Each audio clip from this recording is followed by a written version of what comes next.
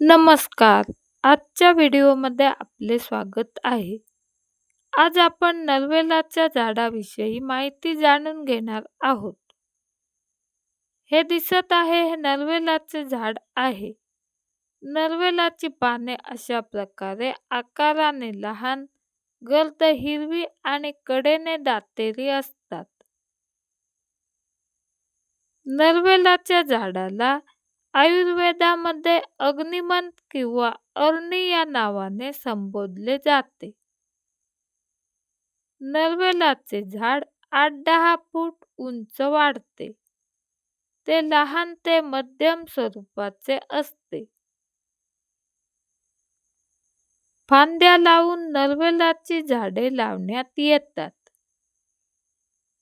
नरवेलाच्या झाडाचे खोड अशा प्रकारे दिसते. हे पहा, हे दिसत आहे हे नरवेलाचे खोड आहे.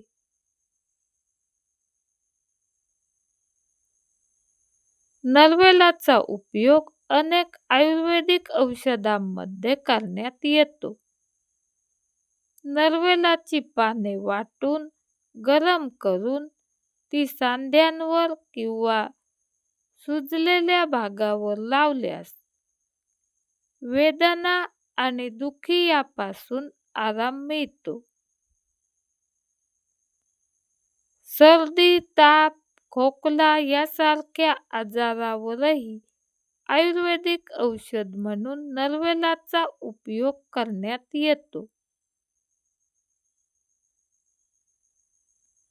या नरवेलाच्या पानांना एक प्रकारचा उग्र असा वास येतो आणि या उग्र वासामुळे सरपटणारी जनावरे या झाडाच्या जवळपास फिरकत नाहीत. त्यामुळे हे झाड घराच्या आजूबाजूला मोठ्या आवडीने लावले जाते. व्हिडिओ आवडला तर लाईक करा आणि चॅनेलला सबस्क्राईब करा. त्यामुळे अशाच प्रकारे फुलझाडे, फळझाडे याविषयीची नवनवीन माहिती आपल्याला मिळत राहील. नरवेलाचे झाड हे अशा प्रकारे दिसते. नरवेलाच्या पानांपासून खेडेगावात नरवेलाच्या भाकऱ्या बनवल्या जातात. नरवेलाच्या पाल्याचा उपयोग करून त्यापासून पराठेही बनविण्यात येतात. नरवेल ही वनस्पती आयुर्वेदिक दृष्ट्या अतिशय महत्त्वपूर्ण मानली जाते.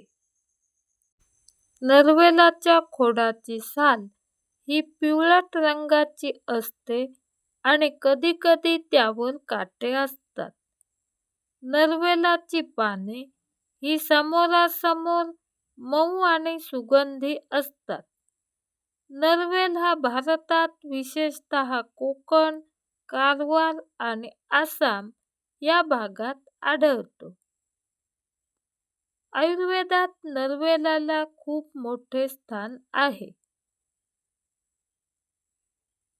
भूक वाढविण्यासाठी या नरवेलाचा उपयोग औषधांमध्ये करण्यात येतो.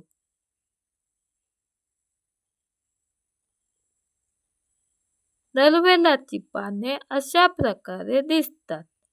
नरवेलाची पाने, खोड, मुळे इत्यादी सर्व घटकांचा उपयोग आयुर्वेदिक औषधांमध्ये करतात.